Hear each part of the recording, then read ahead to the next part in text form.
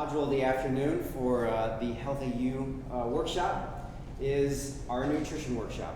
And here to present the information, and I'm going to be kind of a commentator as well as chime in a little bit, but Lauren is going to take the lead on this material. She is a certified nutrition coach and athletic trainer, sports medicine provider here at the clinic, and works with the patients through their macronutrition strategies. So we're going to overlay the, our Healthful concept of nutrition. So how do we really start with building a macro foundation for our patients and the strategy that we fulfill here at the clinic? So off you go. So first and foremost, what we do when we get new patients into the clinic, we start to remove any foods that are going to be toxic to the body. So this is going to include things like grains. So we got like our corn, our quinoa, our oats, rye.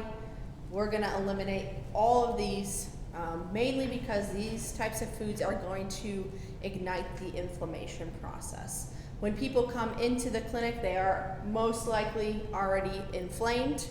So this is one of the foods that we completely need to eliminate. Another one that we target is our fats, mainly our oils. So our oils are going to be the ones that are going to be detrimental as well. So things like peanut oil, vegetable oil, canola oil, sunflower oil. These are things that we're going to start to remove from the diet because they have a higher omega-6 profile than omega-3s. So typically we're going to be focusing more on our higher omega-3 oils such as olive oil, coconut oil, avocado oil, things like that. Other things that we remove to the obvious, sugars. So all of your processed foods, so obviously candies and sodas, that's all going to be out. And then again, as I mentioned, processed foods, so your drive-through foods, foods that have been fried, mainly because they're going to be dipped in some type of oil that's going to be inflammatory. So those are the main groups that we eliminate when we start someone on our process here. Yeah, dovetailing on that a little bit, if you go back up into the grains, it puts most people into a deer in headlights. Like I have so much. I have cereals. I eat sandwiches. We eat a lot of pasta and pizzas. So, what would be some of your initial strategies to help people transition out of grains? Because it's our staple. When you look at the old food pyramid, that first old food pyramid, the whole bottom of it's breads. Yeah. So one of the ones that I didn't mention, which sorry, gluten. I completely left that one out. That's one that we do eliminate. So in terms of transitioning people off of these foods, there's always a better alternative. There's always a healthier alternative that we can turn to. And I have dedicated most of my grocery store time to finding foods that are going to be similar to what people like, that they can slowly transition into. So things like breads and pastas, there are gluten-free options. I'll just throw off a couple brand names. It's like Trader Joe's has a great gluten-free bread that uses safer oils, and they're focused more on like tapioca starch, potato starch.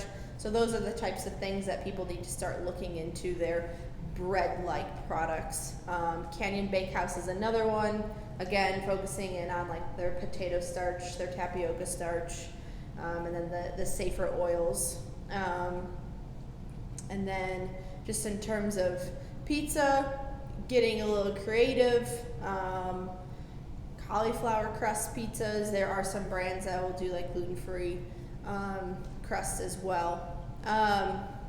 One of the trickiest parts, I think, during the transition process, getting people off of these grains and glutens, is a lot of people tend to stick into the the packaged foods.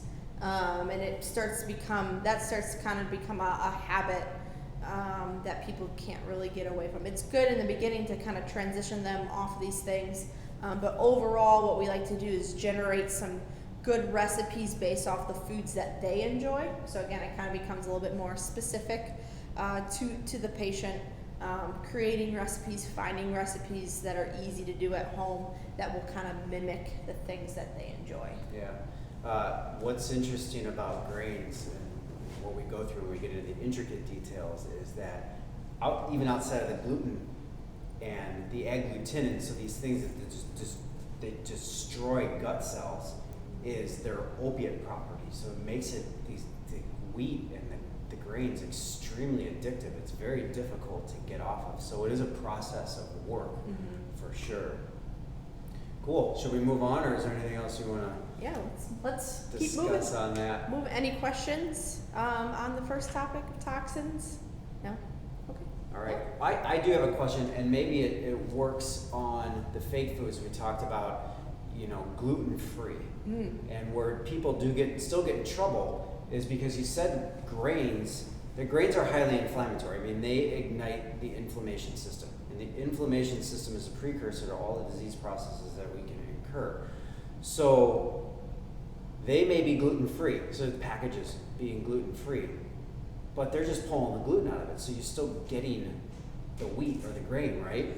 Yeah, sometimes you do have to read the label. So yeah, this can kind of fall underneath the fake food.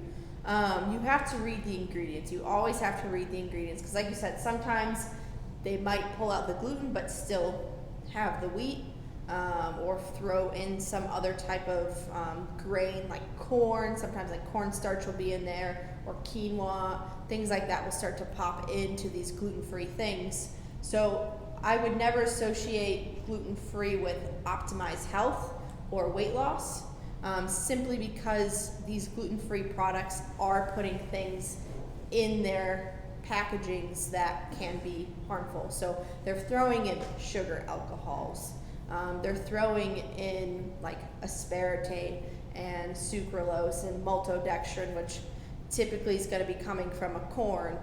They're throwing in these gums and emulsifiers to make their food taste good, because usually when you start to pull out the gluten, you kind of lose this taste of the food, and people are like, well, it tastes like cardboard, it tastes like this. So their pizzas fall apart. Or their pizzas fall apart. So these companies are constantly trying to make changes to make their food taste better. Doesn't necessarily mean they're using the best ingredients. So we just always have to double check the ingredients and make sure that it's following the correct protocol. Yeah. So when after that's presented, and that's really the first thing that you try and nail down, we go after trying to get the foods that yield the highest energy production, that are connecting with the cells the best. So how do you start that process? Yeah, so we're typically looking into, we usually do a body comp. So if we're talking about energy, we do a body comp, and we're going to be looking into the amount of food a typical person is going to need to consume.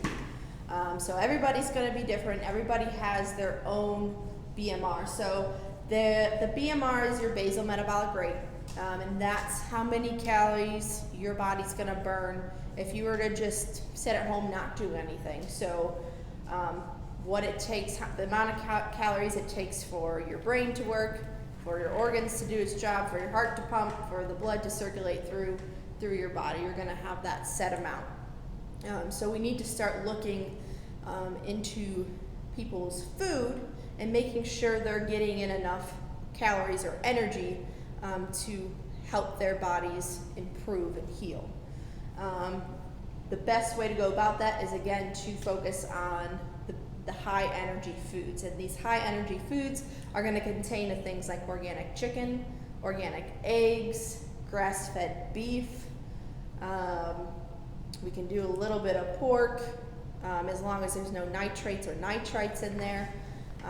We can also look into things like lamb and wild game. So those are going to be our best proteins, and fish. So your salmon, your tuna, shrimp, crab, lobster, things like that. Those are going to be our best proteins to consume. Then we move into our good carbs. So I know, okay, we just took out breads, we just took out pasta, and we took out all the other grains. Major void. Yeah, what am I supposed to eat for carbs? So things like sweet potatoes, yams, basmati rice or jasmine rice are good to eat. Jicama is a good one to use as well, good starch. We can also look into root vegetables such as carrots and onions, beets, turnips. Gosh, the list goes on and on. Rutabaga is another good one that we can use for starch. It's going to pump the body with more beneficial nutrients than your breads and your pastas and your cereal grains or your oatmeal. Yeah. Yeah. One thing that kind of blows people's minds in this system is that when they come in like, oh, I haven't eaten any carbs, I stay away from carbs, and that's not accurate. It's not a good thing to do. I mean, especially in our system. So the body, under studies, works best at 600 calories per day. That would be the mean. That would be the average, because then there's carbohydrate excess, which gets people in trouble. Right. But there's also carbohydrate deficit. So if you're looking at that based on somebody's BMR and how you program that, so you've got 600 calories divided by 4, that's 150 grams a day. So just so you're clear, where do you start with those carbohydrates? Right. So, I mean, we typically will start at the median, so right in the middle, and then depending on the patient, so are we looking at a diabetic? Are we looking at someone with metabolic? And see how their body's reacting to that amount of carbohydrates. So sometimes people's bodies can't break down those sugars. So we need to kind of back off a little bit on those, or we need to reduce some fruit intake until we can kind of get those levels to normalize a little bit. I think does that kind of answer the question? Yeah, and I also just want you to clarify something, because I always see the eyes and kind of the blowback on when you say organic, and I know because of how many people we see on a daily basis, and that first thing when we start to talk about organic this and organic that, it blows it back like, oh my goodness, now my grocery bill is going to be double what I'm doing. So you want to shed a little bit of light on, I don't want to say like the ones that you need and the ones that you don't need, but ultimately why organic, and what's the benefit? Yeah. And what maybe not to do organic. Right. So and I do have a list of, or maybe we can post that or share that, of your safe ones and then your not so safe products. But really, when it comes to organic, you really need to know what you kind of almost have to do a little bit of research in terms of what the farmer, whoever you're buying your products from, what their farming process is. What are they using? What things are they using to grow their plants? So really, when it comes down to organic, they're not going to be using the pesticides and the fertilizers that are going to create the toxins like we had talked about earlier today. And then when it comes to meat, your grass-fed, well, why do I have to do grass-fed? The majority of that animal's diet is going to come from grass and not so much from grain. So whatever that animal is eating is also going to be ingested and broken down in your body as well. So if you're getting a regular fed cow, it's most likely going to be fed grains. So you're still going to get some of those toxins and some of that inflammation from that meat. That's pretty much what I want to pull out of you, because Yeah. it goes right back to this right here. It's basically what the animal feeds off of. It's what that animal, how it's being raised, what it's being pumped full of, and what it's eating. It'll all come back to you. So yes, it is. I mean, you have to be educated and you have to make the right choices on the food. And again, that comes on an individual basis, but also the stores that you go to and the things that you pick. Right. So, anything else on energy? So we'll cover meats. What else? Starches. So yeah, carbohydrates. Anything else you want to touch on in the initial strategy for? I mean, really, I guess just a general rule of thumb. Often people come in and are like, well, how much should I be eating? Like, what's a serving size? What should I be looking at? We don't do calorie counting per se in here, unless we're getting into some specific things. Some patients like to do calorie counting because it keeps them on track, but overall, generally, most people are like, well, how much should I be eating anyways? We typically look for about a pound and a half of meat a day, depending on your body size, or what you're doing. Are you a little bit more active than some people? So typically about a pound and a half. Or we can use our hands. Women, we usually say about the size of your palm, your personal palm. So not including the fingers, but just the palm of your hand. And then we can move you up to a palm and a half or 2 palms based on how your energy level is feeling. Men, we typically start at 2 palms and then we go up from there. Veggies, the general rule of thumb is just like a fistful, but I like to say half your plate of vegetables. So when you're setting up your plate, throw the veggies on there first. Make sure half of your plate is full of veggies.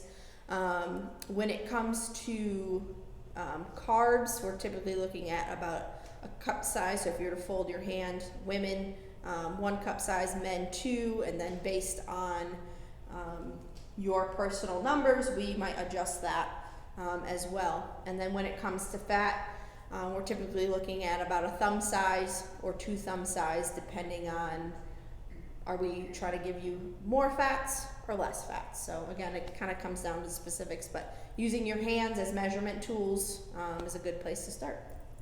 Awesome.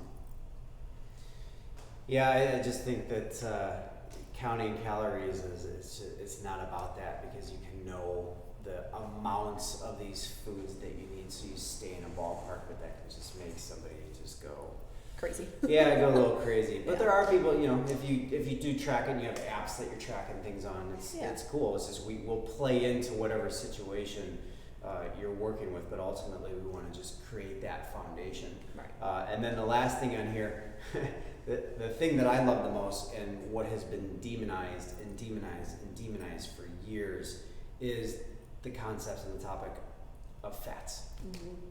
So what are the best fats? What are the ones we know the oils to stay away from, but what do we cook with? How do we use these? A lot of people probably get more than a couple thumb sizes, which isn't bad, because these things don't, if they're the right ones, they're not contributing to fat and gain, because that's just toxicity. So fat structure, good fats to focus on. I mentioned before the oils you definitely want to stay away from. But typically, we're going to start looking at things like avocados, flax seeds, chia seeds, are good oils. So coconut oil, a little bit of palm oil is okay, avocado oil, olive oil, MCT oils or SCT oils, so short chain triglycerides. Those are going to work very favorable with the body. They never get stored as fat. They're going to be used as energy pretty much instantly. What else? As far as the oils, that's where you go. You're going to be pulling fats from your proteins as well. So your eggs and your meats are going to contain fats. I think sometimes people lose a little bit of sight of that as well. So like your beef and your eggs, you're definitely going to be pulling fats from your darker chicken, like your dark meat. So your chicken thighs or turkey thighs, things like that. Your dark meat.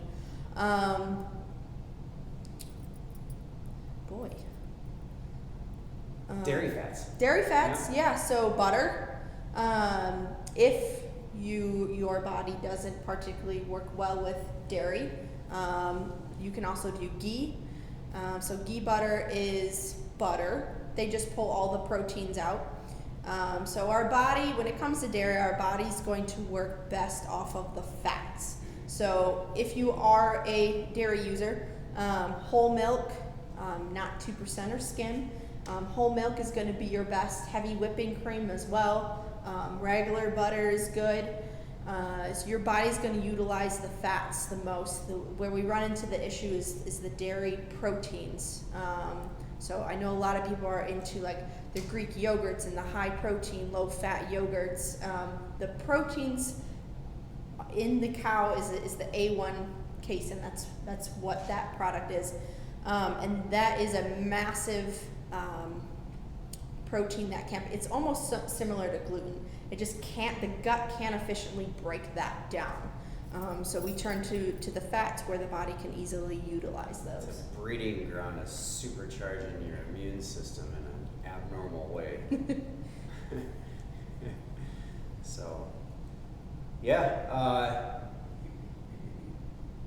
Within fats, so saturated fats are non-toxic to the body, contrary to popular belief, because the whole fat is saturated with hydrogens, so it makes it complete. You have a monounsaturated fat, so you get a lot of the nuts and the seeds, they have these monounsaturated. These are both very, very good. Where we get into it, and I don't want to rabbit trail off on this, but they're called polyunsaturated, as you alluded to it at the beginning, which is the omega-3s and the omega-6s. The body does not produce these. They're essential, which means that you need to get them from exogenous sources. Omega-3s are very pro-inflammatory. Omega-6s are they're very anti-inflammatory. Omega-6s are very pro-inflammatory. The pro-inflammation comes from the grains. It comes from the seeds of the grains that are squeezed into oils. And again, it's the precursor to inflammation. So we have to combat the omega-6s that we get in the body with the omega-3s. And so the omega-3s are going to come from your fish oils. They're going to come from your deep leafy greens. And your monounsaturated and saturated fats are going to come from your good meats and your good oils. Mm-hmm. So, and then the last one, coconut oil. Mm-hmm. There's an article that I saw on coconut oil that is pure poison. So, how is coconut oil good for us? Yeah. Oh yeah. Okay. I mean, I like to think everyone knows everything in moderation. Should you be sitting there and golfing down a bunch of coconut oil? Probably not.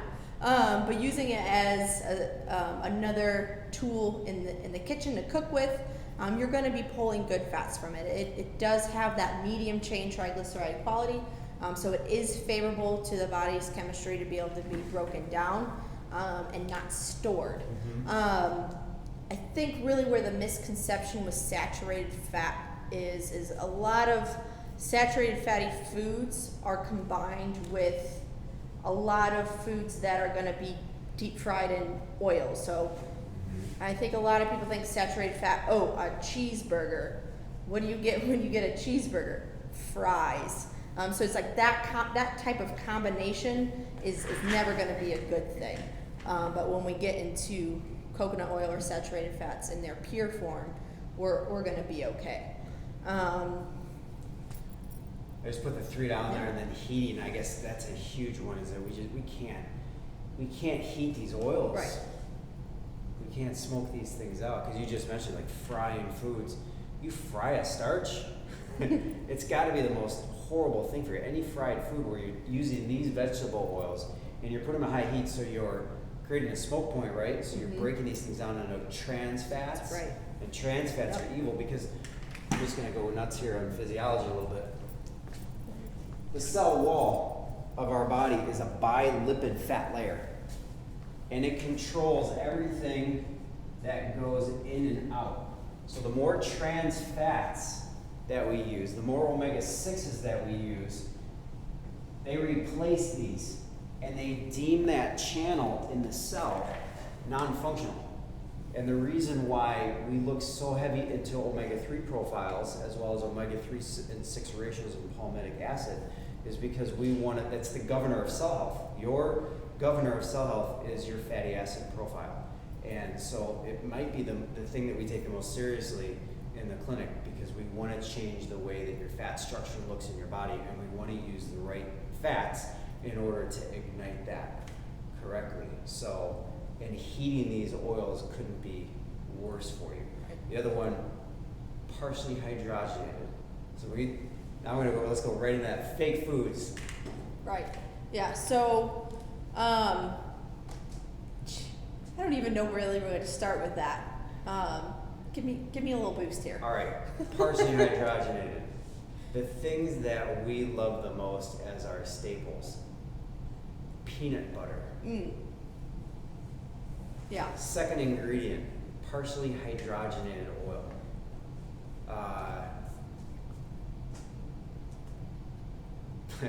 Processed cheese. Oh my God, cheese in a can? Right? So all like partially hydrogenated. So when you talk about fake foods, what are some just major ingredients that would deem that food fake? Yeah, so again, let's flip our packages over. Let's look at the ingredients.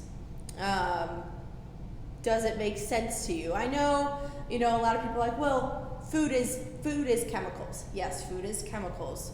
But there's, let's take, I love this example. This was the first time for me personally where I noticed 2 different types of foods that you can buy at the store. They're the same product, so cottage cheese. This is the first thing I noticed. There's one product that contains, it was like milk and sea salt and then like one other ingredient. It was part of the milk. And then you look at this other brand of cottage cheese and it had those 3 ingredients, but then it also had things like maltodextrin, xanthan gum, sucralose, just all these, like the list of like 10 ingredients in there. And I was like, okay, I'm at the store. If I can have cottage cheese with just 3 ingredients, why are they making cottage cheese with 10 ingredients? I was like, that makes no sense to me whatsoever. It's like, we got 2 of the same thing, but one is going to be a little bit better for me because it has the simple ingredients in it. So when you're reading your packages and you start to see a long list of things, you probably should just put that back up on the shelf. I mean, you can have like a longer list of, maybe it contains like different fruits, so maybe it's like cherries and strawberries, and maybe it has a longer list of that. But if it starts to get into these like chemical type names, you probably just want to shift that back up. If you can't pronounce it. Yeah. Yeah. Awesome. All right, 30 seconds with Lauren. First question. This is kind of like top 5 favorite foods. Ooh, top 5 favorite foods. So I always go for vegetables. I love, one of my go-tos is going to be at the store they have prepackaged raw vegetables. So it's like celery, cauliflower, broccoli, carrots. I get that, and then I pair that with either guacamole or a hummus. It's a really easy on-the-go treat. I also like, this is gonna be a surprise. I love lasagna. Lasagna is my favorite. I have found a way to have lasagna that's gonna be great. They do sell these almond noodles at Whole Foods. So we use that, and then you got your good organic sauces, and then I actually use, instead of the ricotta cheese, you use cashew cheese. It's very similar in the consistency of ricotta cheese, so I don't get the dairy part, because me personally, I just try to stay away from dairy if I can. So veggies, lasagna. Another go-to for me is going to be bulletproof bars. Love bulletproof bars. They're using MCT oils, and then they're using collagen protein. And then, was that 3? I love a good burger. So using grass-fed meat. Throwing spices in there. Spices are great. I can't explain enough how many people are, oh, well, if I cook this way, it's just boring. I can't have that. It's like, throw spices in there. You gotta have spice in your food in order for it to taste good. So doing a burger, and then I'll either do it with some romaine lettuce to avoid the bun, or if I can find a good gluten-free bun every now and again, I'll go ahead and do that. or I'll just have it without anything, and I'll throw some toppings on it. So I'll do like pickles, onions, peppers, a little bit of mustard, and then we're good to go. Last one, really put me on the spot with this one. I guess just in terms of quick snacks that are my favorite, I like to do turkey sticks. So making sure that they've got the nitrate free. So the clean ingredients on that, and then I'll mix that in with some nuts with a little bit of sea salt. So nuts not fried in oil, that's another one people need to look out for. Flip the nuts over. Most of the time it's going to contain peanut oil or some type of vegetable oil. So just the nut with some sea salt. Yeah. And rule of thumb, and no pun on the thumb for the amount of fats that you eat, but peanuts, no. Yeah. You want to go after the tree nuts. Almonds, pistachios, macadamias, even though watch your intake of those because they're very, very fatty. They're very caloric, so they can get out of hand really quick. And then cashews, and I know there's probably some scrutiny on cashews, but we're not going to go through that. We don't have to go too deep into that. But any oil that you see on those packages, now I think Trader Joe's is the best because you don't see any of those. But any oil you see, they're fried in that oil. Right. Yeah. So that goes right back to the fried foods and the oils. It just Hydrated. deems that useless. Yep. Last question. Yes. How do you shop around the store? Outside first. Okay. So we're going, usually I'll fill my cart up. I'll go to the produce section first, and I'll fill up on vegetables first, because that's what majority of your diet should really be coming from, is from your vegetables. Then I'll move over into the meats, making sure I'm pulling out some good organic or grass-fed meats, organic eggs. I'll go in the aisles. Typically, most stores nowadays are going to have like a healthful aisle where you can find some pretty good stuff. So some better soup options, some better snack options. But again, I'm always taking time at the store to flip the package over just to read the ingredients, to double check that it's okay for me to take with me. Yeah. So. Awesome. Yeah. So if you have any questions, now is the time to ask. And if not, there are resources available. We're always doing nutrition videos. Always putting Lauren on the spot. What you just said, though, I was going to say what you said back there about your cart and going to the store. It's almost like a plate. Yeah. Oh, yeah. So if you're saying half your plate on a regular basis, a regular meal should be vegetables, then get to the produce aisle and start just picking out tons of stuff that you like. Yeah. And try new things, too. Yeah. A lot of the healthy dressings that say that they're healthy have the safflower and sunflower, and that sounds healthy because they have the word flour after it. Because most people, I think, know vegetable and canola oil are bad, but I see in all these dressings that are reduced sugar, and they look really, even like that Annie's organic brand, that they look really super healthy. But then it has safflower and sunflower. Are those considered the bad oil? Yeah, so you want to stay away from those. However, there are exceptions to the rules. So you do need to look at whether it's like a high expeller press, a cold press, or a high oleic. So those ones are going to be the exception to the rule. So especially if you're taking a good omega-3, if we are doing these dressings occasionally, we're going to be okay. If we're taking in a good omega-3, we're going to help the body kind of combat that inflammation. But the high oleic, high expeller press, and cold press oils aren't going to be extracted from that seed by chemicals. It's going to be a much more natural process to squeeze that oil out. So those ones are going to be okay. Yeah. From an oil standpoint, I just, from a personal, I use olive oil, balsamic vinegar, and I just put in a little Dijon with some salt and pepper and whip that thing up, and I put it on my salad, and it's just a super easy dressing. So you're just not getting that canola oil, you're not getting that soybean oil. Yeah. So, because those are the hidden problems, and that would be within another topic. But all right. What about soy? Soy.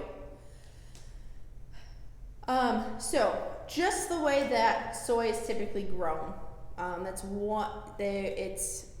One, you got all your fertilizers that can go on there, and then just the way that it's broken down in the body, which you can probably go a little bit more in detail, but just the way that the body and your hormones react with soy, it might not be the best option. On occasion, maybe doing some type of like organic, but even then, it's still something we kind of want to watch out on. I think there's multiple levels of soy from a health standpoint. The one that's probably most pertinent to this discussion is the fact that it's in the class of legumes and something that you're well versed with, lectins, right? Right.